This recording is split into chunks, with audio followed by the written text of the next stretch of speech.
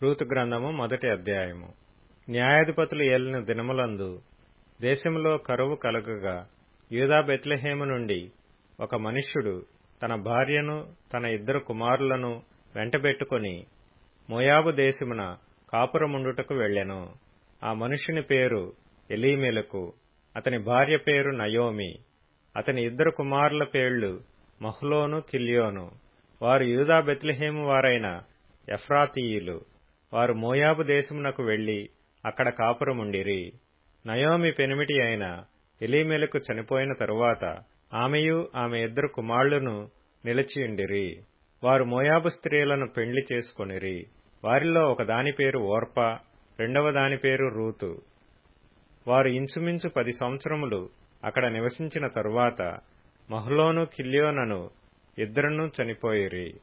కాగా ఆ స్త్రీ తాను కనిన 2 కుమారులను తన పెనిమిటియు లేనిదాయెను.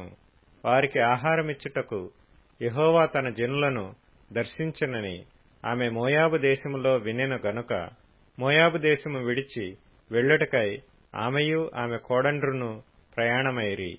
అప్పుడు ఆమెయున్న స్థలము నుండి ఆమెతో కూడా ఆమె 2 కోడండ్రును బయలుదేరి యూదాదేశమునకు తిరిగి పోవలెనని మార్గమున వెళ్ళుచుండగా నయోమి తన 2 కోడండ్రును చూచి, మీరు మీ తల్లుల ఇండ్లకు తిరిగి వెళ్ళుడి. చనిపోయిన వారి ఎడలను నా ఎడలను మీరు దయచూపినట్లు యెహోవా మీ ఎడల దయచూపునుగాక.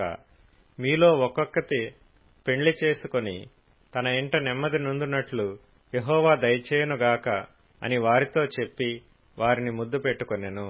అంతట వారు ఎలుగెత్తి ఏడ్చి, నీ ప్రజల యొద్దకు నీతో కూడా వచ్చెదమని ఆమెతో చెప్పగా నయోమి, నా కుమార్తెలారా, మీరు మరలుడి. నాతో కూడా మీరు రానేలా మిమ్మును పెండ్లి చేసుకొనుటకై ఇంక కుమారులు నా గర్భమున నుందురా. నా కుమార్తెలారా, తిరిగి వెళ్ళుడి. నేను పురుషునితో నుండలేని ముసలిదానను. నాకు నమ్మిక కలదని చెప్పి ఈ రాత్రి పురుషునితో నుండి కుమారులను కనినను వారు పెద్దవారగు వరకు వారి కొరకు మీరు కనిపెట్టుకొందురా. మీరు వారి కొరకు కనిపెట్టుకొని పురుషులు లేక ఒంటరి కత్తెలై యుందురా. నా కుమార్తెలారా, అది కూడదు. యెహోవా నాకు విరోధి ఆయను. అది మిమ్మును నొప్పించినంతకంటే నన్ను మరి ఎక్కువగా నొప్పించినదని వారితో చెప్పెను. వారు ఎలుగెత్తి ఏడ్వగా ఓర్పా తన అత్తను ముద్దు పెట్టుకొనెను. రూతు ఆమెను హత్తుకొనెను. ఇట్లుండగా ఆమె, ఇదిగో నీ తోడికోడలు తన జనుల యొద్దకును తన దేవుని యొద్దకును తిరిగి పోయినదే. నీవును నీ తోడికోడలు వెంబడి వెళ్ళుమనెను. అందుకు రూతు, నా వెంబడి రావద్దనియు నన్ను విడిచిపెట్టమనియు నన్ను బ్రతిమాలు కొనవద్దు. నీవు వెళ్ళు చోటికే నేను వచ్చెదను. నీవు నివసించు చోటనే నేను నివసించెదను. నీ జనమే నా జనము, నీ దేవుడే నా దేవుడు. నీవు మృతి పొందు చోటను నేను మృతి పొందెదను. అక్కడనే పాతి పెట్టబడెదను. మరణము తప్ప మరి ఏదైనను నిన్ను నన్ను ప్రత్యేకించిన ఎడల యెహోవా నాకు ఎంత కీడైనా చేయునుగాక అనెను.